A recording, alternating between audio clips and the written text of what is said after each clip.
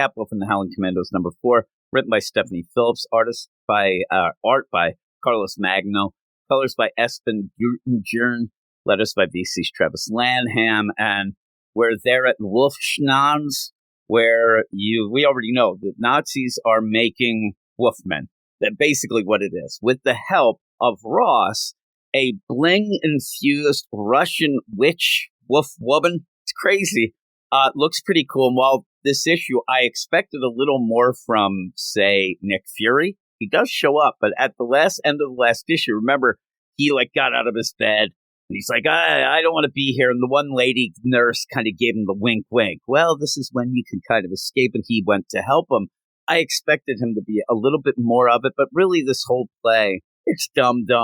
Yeah, you had the rest of the Howling Commandos, but unless you know them already, I think that you just center on Dum Dum anyway. And Cap being a Wolfman. Cap fighting this blinged out Ross Wolfwoman. She's still trying to convince him that the Wolfman ways are the ways they should go. She is using the Nazis to maybe make her own Wolfman. I say Wolfman, but the Wolf People War. And I still think that possibly she wants to maybe start knocking boots with Cap. I mean, they're going to start doing it. I was going to say that maybe they do it doggy style, but I think that is a little bit of an over-the-top joke here.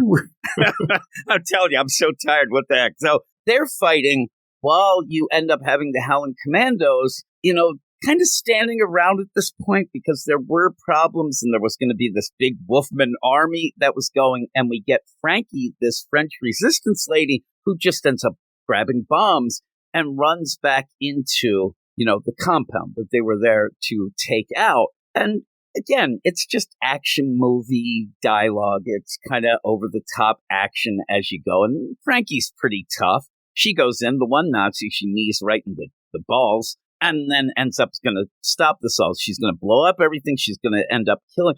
But you end up where the Nazis kind of get the upper hand on her and look like they're going to kill her. And they make a mention of this, and this is where I'm like, okay, we're going to have Frankie go in and get this cure. But there is no cure. We're told there is no cure here. There's only a little bit of an antidote that will suppress the Wolfman stuff. So then I'm thinking, okay, well, what's happening with Cap now? I thought we're going to have to end it with Cap not being the Wolfman. We don't quite do that here, and I will actually give Stephanie Phillips some credit. I didn't expect that. I thought that pretty much we'd find this, how this is going, she'll end up taking care of the Nazis, antidote, Cap, boom. But no, pretty much they're like, there is no antidote. You can only suppress it. So that's kind of a weird play, but she's about to get shot. Dum Dum jumps in front. I don't know, takes a bullet.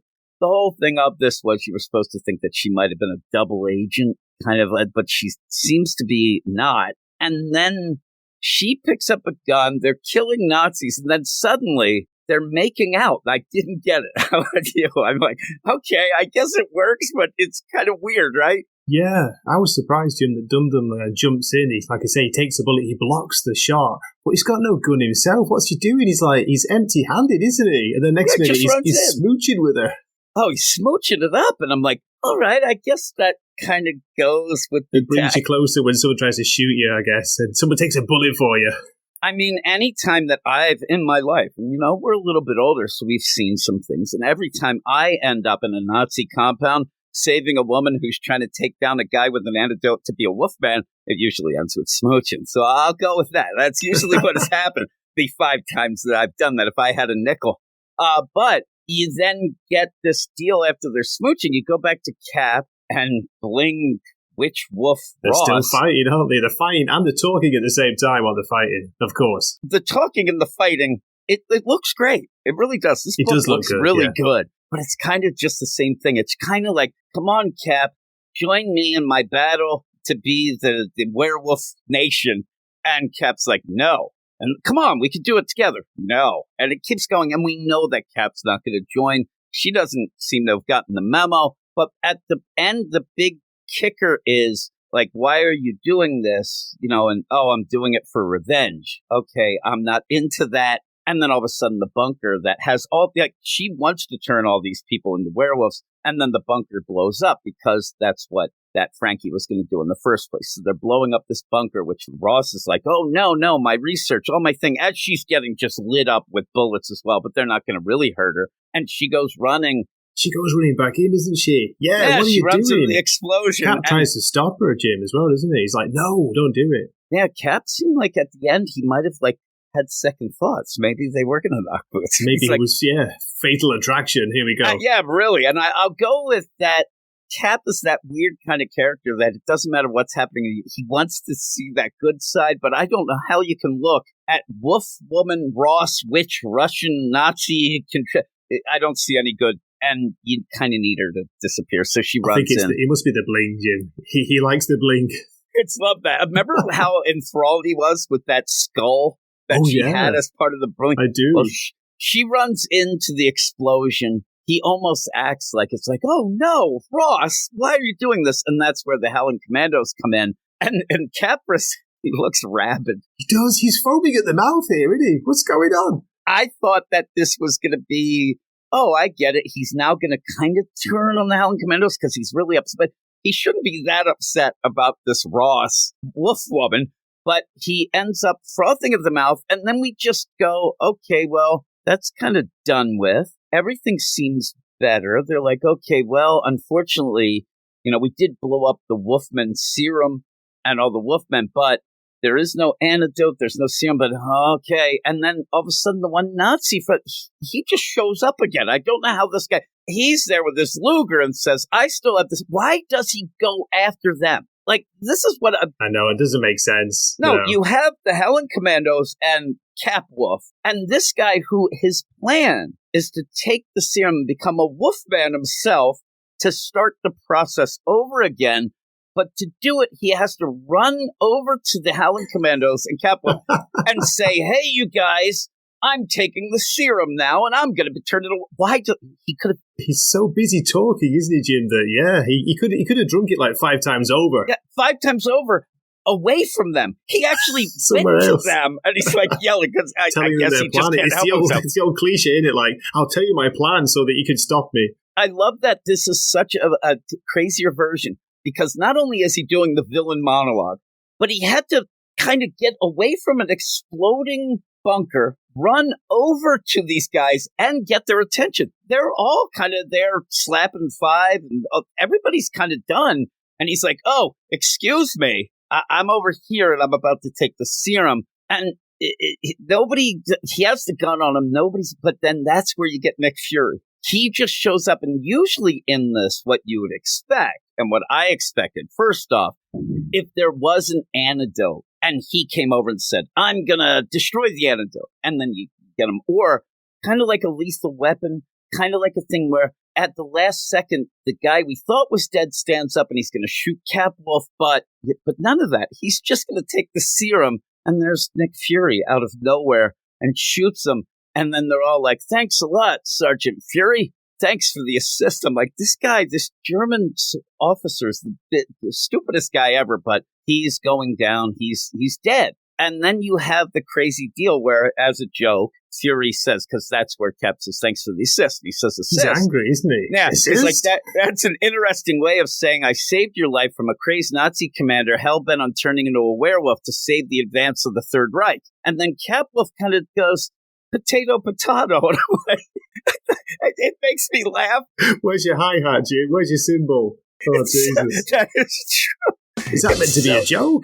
Yeah, it's so ridiculous that I could go with it, because at least it's not like Stephanie Phillips has never taken herself seriously in this. No, that's been good about it. Yeah, to be fair. These other books this week, they're trying to be serious and making worse jokes than that, and in a serious deal. So, okay, I'll go with it. I love, too, where Nick Fury just ends up showing up here and just sees Capwolf. Like, he wouldn't know. He comes and sees a werewolf captain and doesn't bat an eye. He just starts joking with him. I'm like, that Nick Fury, he's an accepting guy. The things he's seen, Jim, the things he's seen. And then just says, I got to be honest with you, Captain, you look like crap. I'm like, yeah, he does. And it's so fun. Like I said, I love the idea that Nick Fury, this is canon now. if you're a monster of any sort but can somehow get a Captain America outfit on, he'll just let you go. He'll think you're fine and dandy. Doesn't bat an eye. Just says you look like crap. So I said that I was worried that by the end of this, what you would have is that the super soldier serum, we just checked you out. It was temporary. We think that the super soldier serum burned out the Wolfman in you. You kind of get that, but kind of a last second deal of that this could continue. I don't think it will, but if it does, we'll be there to have it because he's getting looked at by this nurse. First off, he's humongous. I mean, he's so big. And they're like, well, we kind of didn't have a cure for you, but we'll know how. And it seems that Frankie might be saying that they did get that bit of a kind of antidote that kind of suppresses it a bit. It's weird because when she says, really clear, was it? He was saying that, yeah. Why would you have him there? I mean, yeah, you're going to do tests. First off, if Captain America turns into a Wolfman and they're sending him back to the U.S., probably studying him till he dies, but you end up where she says, please, Captain, we didn't provide you with any kind of cure. Who knows how it will interact with your super soldier serum long term? Now, the interact is it that they got that suppressor and how that interacts? Or is she just talking Wolfman? I don't know. It's kind of a weird way at the end that you don't really get. And I think that what happened, you didn't need to keep going serum. They should have been just trying to find an antidote. And the serum antidote back and forth did get a little wonky about what exactly was happening and what they were doing. So you end up where he's like, well, I'm just glad we got the mission done. And you helped us out there, Frankie. You're pretty good. Dum Dum comes in and says that he's sorry for treating Cap like crap earlier and not trusting him. Cap's a good guy, but hey, we got to get going. I think he's lying. He just wants to get rid of Frankie. Now that they smooched, he's like, I don't really. But he's like, hey, the Howling Commandos, we're going off. Thanks a lot, Cap. Sayonara, sucker. And they go. I like that they're all hooting and hollering as they go off. And Cap salutes them and then looks at the moon.